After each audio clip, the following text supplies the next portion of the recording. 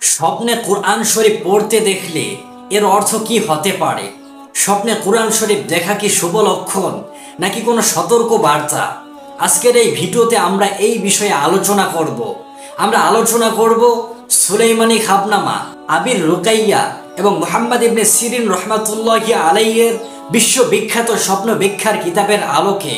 তবে শুরুতেই আপনাদের প্রতি একটি অনুরোধ থাকবে, আপনি যদি আমাদের ইউটিউব চ্যানেল বা ফেসবুক পেজে নতুন হয়ে থাকেন তাহলে অবশ্যই আমাদের চ্যানেলটি সাবস্ক্রাইব করবেন এবং ফেসবুক পেজে ফলো বা লাইক করবেন।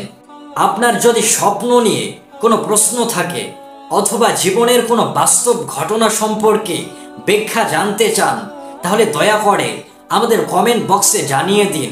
আমরা আপনাদের সকল প্রশ্নের উত্তর দিতে সর্বোচ্চ চেষ্টা করব ইনশাআল্লাহ।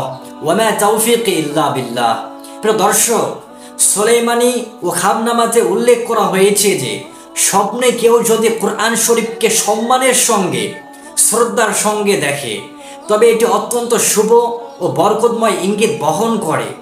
এর মাধ্যমে বোঝা যায় আল্লাহ তাআলা তাকে ইসলামের জন্য কবুল করেছেন, ইসলামের জন্য তাকে শ্রেষ্ঠত্ব ঘোষণা করছেন এবং তার জীবনকে দ্বীনের পথে পরিচালনার সুযোগ দান করেছেন। যদি কেউ দেখে যে সে কোরআন তেলাওয়াত করছে তবে তা আরো বড় সুসংবাদ বহন করে। এর মানে আল্লাহ তার মাধ্যমে ইসলামের বড় বড় খিদমত আদায় করবেন ইনশাআল্লাহ। এমন স্বপ্ন যেখানে কোরআন শরীফ তেলাওয়াত করতে দেখা যায় তা ইসলামের প্রতি তার অন্তরের টান ও নিঃস্বার্থ ভালোবাসার ইঙ্গিত বহন করে। তবে যদি স্বপ্নে দেখা যায় যে কোরআন শরীফের প্রতি কোনো অসম্মানজনক আচরণ করা হচ্ছে তাহলে বুঝতে হবে এটি একটি সতর্ক বার্তা, কারণ এটি দেখায় যে তার সঙ্গে ইসলামের সম্পর্ক দুর্বল হয়ে যাচ্ছে এবং তাকে আত্মবিশ্লেষণ করা উচিত।